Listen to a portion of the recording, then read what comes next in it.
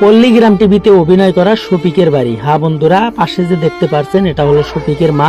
আসলে ওই দিন আমি বলেছিলাম আপনাদেরকে একটা ভিডিওতে দেখাবো শফিকের মা, শফিককে পুলিশে অ্যারেস্ট করেছে, তার জন্য শফিকের মা কি বলে।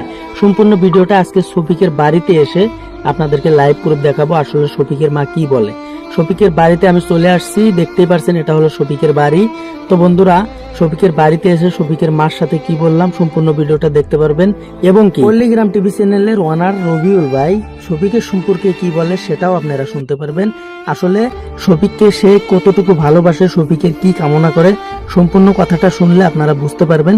তার জন্য ধৈর্য ধরে সম্পূর্ণ ভিডিওটা দেখুন, বুঝতে পারবেন। তো আপনাদের মনে হয়তো অনেকের মনে অনেক ধরনের প্রশ্ন, আসলে শফিকের সাথে কি হয়েছে, বর্তমান শফিক কি অবস্থায় আছে, সম্পূর্ণ ভিডিওটা দেখলে আসলে বুঝতে পারবেন। এবং কি শফিকের মায়ের মুখ থেকে শুনতে পারবেন শফিকের সিচুয়েশন বর্তমান কি রকমের আছে, বা শফিক এখন কোথায় আছে, শফিকের কি হতে পারে, কতটুকু শাস্তি হতে পারে, এবং কি কবে ছাড়া পাবে, সম্পূর্ণ ভিডিওটা দেখলে বুঝতে পারবেন। হ্যালো বন্ধুরা, শফিকের না ফাঁসি হয়েছে না শফিকের জেল হয়েছে। শফিক এখন পর্যন্ত শফিকের কোনো ধরনের সিদ্ধান্ত হয় নাই। শফিক এখন পর্যন্ত পুলিশ কাস্টাডিতে আছে, এখনও তদন্ত প্রক্রিয়া চলে আছে। তো এটা যারা বলছে আমাদের মতো ইউটিউবার, তারা হয়তো গুজব ছড়াচ্ছে, তো গুজবে কান দেবেন না।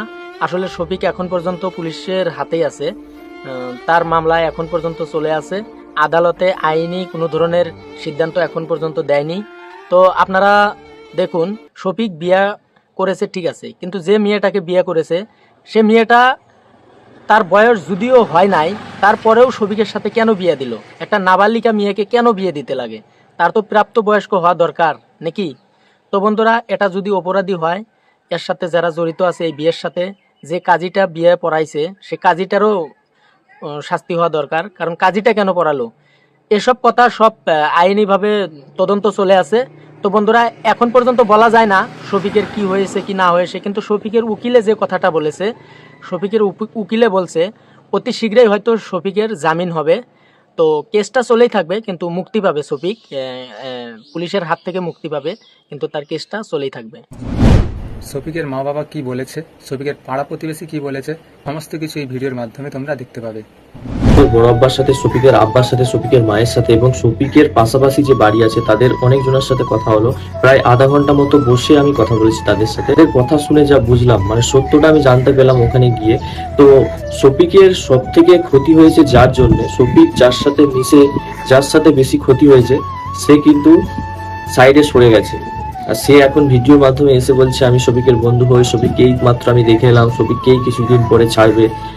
তো শফিকের আব্বা মায়ের মুখ থেকে যেটা শুনলাম, শোনার পরে খুবই খারাপ লেগেছে। আর প্রথমেই আমরা জেনেছিলাম যে এই ছেলেটা শফিকের ক্ষতি করছে, আজকে সেটাই প্রমাণ হচ্ছে।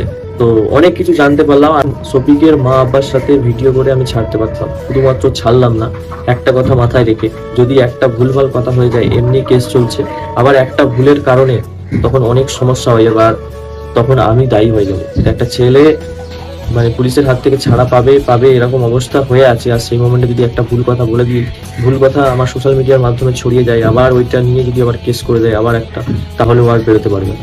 সব জিনিসগুলোকে মাথায় রেখে আমি আর ভিডিও করিনি, কিন্তু আমি অনেক কিছু জেনেছি।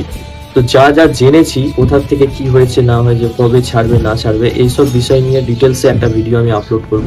আর বন্ধুরা, ভিডিওটা যদি ভালো লেগে থাকে অবশ্যই ভিডিওতে একটা লাইক দিয়ে চ্যানেলটা সাবস্ক্রাইব করে রাখবে এবং কমেন্টে বলবে ভিডিওটা কেমন হয়েছে। আর হ্যাঁ, নেক্সট ভিডিওতে তোমাদের দেখানো হবে শফিক ভাইয়ের ব্যাপারে, মানে যে ওনার মা বাবা ডেকেছে, শফিকের মা বাবা কি বলে না বলে সেটা ভিডিওর সঙ্গে তোমাদের দেখানো হবে। ততক্ষণ চ্যানেলটা সাবস্ক্রাইব করে রাখো, তোমাদের কাছে একটাই রিকোয়েস্ট।